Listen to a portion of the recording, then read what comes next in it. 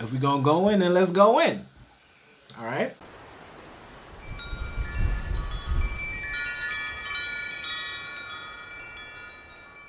I want to talk about the nature of power in this country and in this world at large, and how power seeks to maintain itself, how it operates, and the lengths that it'll go to just to maintain itself. Take our black asses out of here. Won't you take our black asses out of here? Jeffrey Epstein, a billionaire pedophile that died this year in prison. I wanted to do some research into him just to bring out a couple more details. No one really even knows how this guy got his money. He's a billionaire, and he's so shady that even the way he got his money is shady. People are just kind of like, you look into it and no one really has an answer as to how he came into his billions. We had a situation where a news anchor on ABC, her name was Amy Robach, she was complaining on a hot mic that ABC failed to air an interview that she did with someone who accused Jeffrey Epstein. I've had the story for 3 years. I've had this interview with Virginia Roberts. We would not put it on the air. First of all, I was told, who's Jeffrey Epstein? No one knows who that is. This is a stupid story. Then the palace found out that we had her whole allegations about Prince Andrew and threatened us a million different ways. We were so afraid we wouldn't be able to interview Kate and Will that also quashed the story. She told me everything. She had pictures. She had everything. It was unbelievable what we had. Clinton, we had everything. Do I think he was killed? 100%. Yes, I do. Because he made his whole living blackmailing people. There were a lot of men in those planes, a lot of men who visited that island, a lot of powerful men who came into that apartment. She did this interview 3 years ago, and they failed to even publish the interview or even put it out. What he did is he had young women that he would get from different parts of the world. He would just traffic them to rich people. He had a private plane that he used called the Lolita Express. And I mean, also that goes to the issue of power also, because Lolita, I mean, we know what we think about when we hear that name. It's well known for it's a pedophilia. So he put it right on Front Street. This is the Lolita Express, bruh. And nobody even asked no questions. Nobody even batted an eye. And this is what power is. It is, dude, I can do what the hell I want to do. So I'm going to do whatever the hell I want to do. And if something comes up, you're going to help me out because I got dirt on you and I got etc. That's what power seeks to do, to maintain itself at any cost. Jeffrey Epstein, he was known, like, if you look at his flight records on the Lolita Express, he had Bill Clinton on some of those flights. He had Donald Trump on some of those flights. Prince Andrew, motherfucking Buckingham Palace, has an association with Jeff Epstein. That's how these things remain under wraps for so long. These stories, right? And now we find out that, yes, Prince Andrew, he has a picture online right now, you can look it up, of him standing next to a 17-year-old girl, holding her, like, taking a picture with a 17-year-old girl at Jeffrey Epstein's house in New York. Like, so what are we, like, the fights that we have in this society, a lot of them, not all of them, but a lot of them, it just comes down to class. So when I'm being an idiot and I'm arguing with someone who disagrees with me, maybe someone on the other end of the political, disagreement divide or whatever, it's kind of silly because the fight is not really between me and someone who I can touch, someone who I can interact with, on a consistent basis. The fight is not between me and someone that that lives a similar life to me. Even someone who's a little richer than me, maybe a middle class person, upper middle class. My fight is not with that individual. My fight is with the wealthy.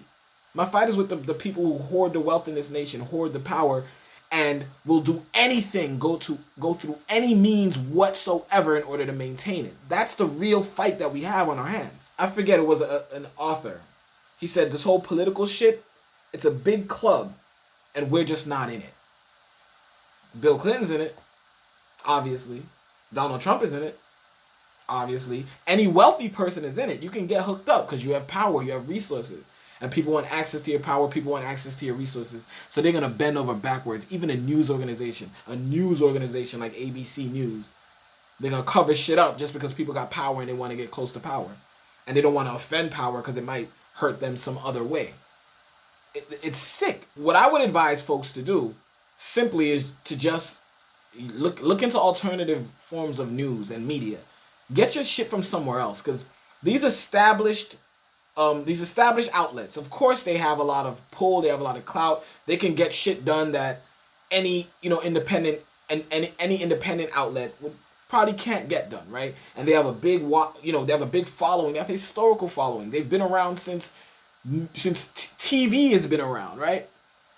They're co-opted by power. And everything that we hear from them is filtered through some means or another, filtered through someone who'd rather you know this than know that. So are you really getting the straight dope when you holler at these these non-independent and these hugely affiliated networks that claim that they do news? Their main drive is not to educate the populace, is not to provide news. It's to just get money, maintain connections with power. Jeffrey Epstein was killed this year in prison, and they're saying that it was a suicide. That's the official report. October 30th, his brother released information because he did rich people. He did a private investigation, a private autopsy on his brother's death, and the results of that private autopsy are saying that there's possible homicide involved in this. And when you think about it, it kind of reads like a script from Scandal or some like crazy government conspiracy show or some shit. Because Epstein was in that jail and no one could account for him. He had a security guard. He was already put on security watch. Now, remember, it was like about a week prior to him killing himself that he attempted to kill himself. And they had him on suicide watch. And he still managed to hang himself after he was on suicide watch. He didn't kill himself. I'm like 90% sure, and I don't know, but I'm 90% sure that man didn't kill himself. You have Bill Clinton, a guy that has a lot of political power that could be brought down by this guy. You have Prince motherfucking Andrew. Talk about political power. This is international power that we're talking about here. Prince Andrew, that has associations with this guy, that has a picture in his apartment with a young girl. And that, I mean, how does that get away for so long? How do we not know about it for so long, ABC didn't air the interview that Amy Robach did 3 years ago. And Amy Robach is, she's a host on the show, and she's just lamenting because they basically could have gotten the story out quicker. That's her concern, right? We've been had this story. We already had this, and now everyone's talking about Jeff Epstein. I had this story ever since. ABC decided not to air the story.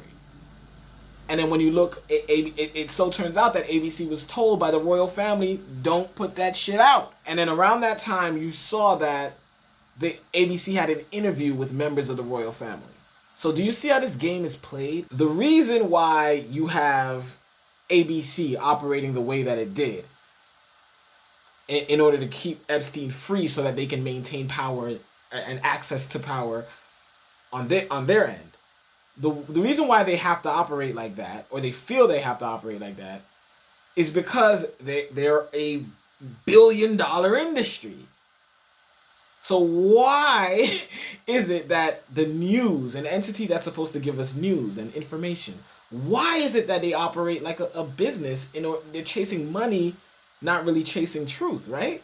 They have to, because they have to remain open. They have to keep the doors open. They have to make profit. So, I want to talk about that. The Fairness Doctrine. At the end of the 1940s, there was a law that was enacted. It was called the Fairness Doctrine. Hot political issue if you're a nerd, whatever. So, the Fairness Doctrine is a doctrine that basically said if this was around the time when TVs were getting mass produced throughout houses and stuff, right? The 50s was the big electronic revolution and stuff like that. So right before that, at the end of the 40s, that was taking a foot, and we had to set up laws, the FCC and whatever, in order to regulate those things, because regulations is just necessary for a society. But anyway, when we were just setting up those things, there was something called the Fairness Doctrine, and the Fairness Doctrine said that this new discovered technology, basically a way to send current through the air in order to transmit messages far.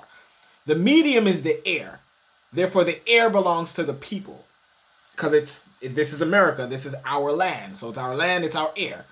So you want to transmit things over the air. Okay, great. You can do that. And you can do it at, have your private entity. So in other words, you can make money off of the public air.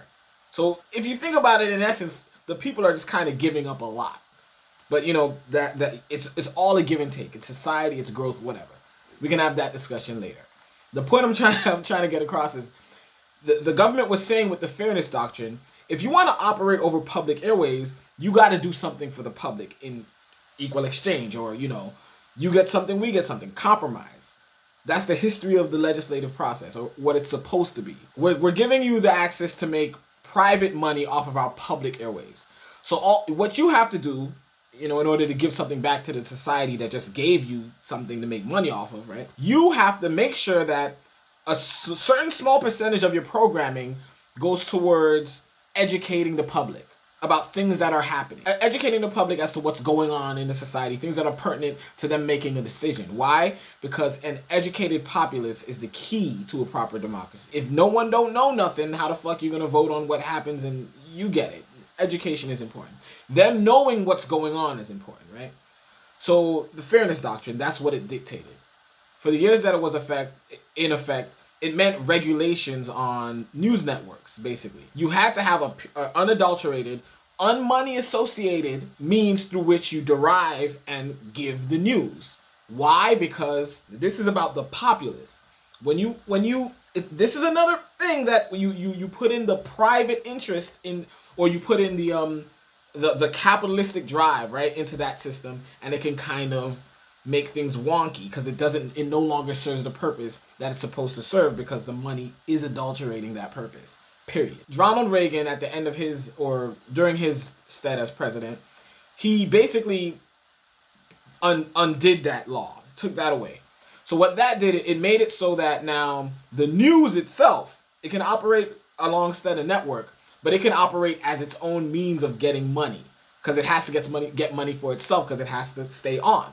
Whereas if you're backed by the government through taxes, you can just maintain a steady flow of income and you just do what you got to do because you're just doing your job. Not saying that I'm advocating for like state-run like broadcasting, obviously. The means through which who's watching the gatekeeper, that argument, that can be discussed later. But and I understand that you don't want your news directly coming from the government, like as in state-sponsored media. Just it's weird. But there are ways to ameliorate that. You have to give the people something in return, and what you're giving them in return for taking over their public airwaves is access to you're using the airwaves already. Great, use them. So now give them things that they need to make educated decisions to operate within a democracy. Just unadulterated, and government regulated, yes, because the government has to make sure that source is unadulterated. And until Ronald Reagan came and took over and removed that, now news is just it's trying to get money along with the main television with the main shows that have that purpose. Or in other words, the wall between the side of the network that's making profit and making, getting actors and, dealing in a capitalist society, you have to have the barrier where the news can operate outside of that. Why? Because if the news gets into that, you can see what the issue with that would be, because you see it today. In our current newscast, when we watch the news on, what's going on in the presidential race, for instance, one thing that they always talk about is the horse race, right? That's the term they use. In other words, rather than talking about the policies and the important things that these candidates are espousing and who's right, balancing facts and data, almost none of that ever happens. They really just talk about the horse race. Who's winning? Who's up? It's operating like sports. It's like a sports thing. You see what I'm saying? So in other words, when you allow that wall between unadulterated news and facts, and you put that into a capitalistic framework where you have to make money off of those news and facts, is not really gonna be news and facts like that anymore. It's gonna get fucked with. And you see the similarities. Like the horse race is sports. Rather than talking about, again, the policies and what the candidates stand for, it becomes about a personality. Trump said this. What is Bill Clinton going to say back? And soap opera. You see what's happening. Why is it that when you allow news, which is supposed to operate in an objective way, you put it into the suggestions of capitalism, it just doesn't quite work as well. It's amazing to me. It really is amazing to me. Those that are against the fairness doctrine say, or from what I've heard, they say that the government shouldn't really have any role in that at all, because the government would have its own agenda, as well as a private entity can have its agenda. The government can have its agenda, and that's a good argument. And I hear that, but that's why we have a democracy. We can vote, and we can change who's in government so they can operate more along the ways of what we want. And I'm not terribly, that's not of great concern to me. I think that's just me though. Maybe I'm crazy. If I'm crazy, let me know. Booyakashan! It's a big group of powerful people, and we're just not in it. I mean, that's what it is. That's really what it is. Take our black asses out of here. Won't you take our black asses out of here? Won't you come save us, catch up, and kill all these crackers? Lord, come save us, catch up, and kill all these crackers. Lord, come save us, catch up, and kill all these crackers. Lord, take our black asses out of here. And you know something? They'll get it. They'll get it all from you sooner or later, because they own this fucking place. It's a big club, and you ain't in it. You and I are not in the big club. And by the way, it's the same big club they used to beat you.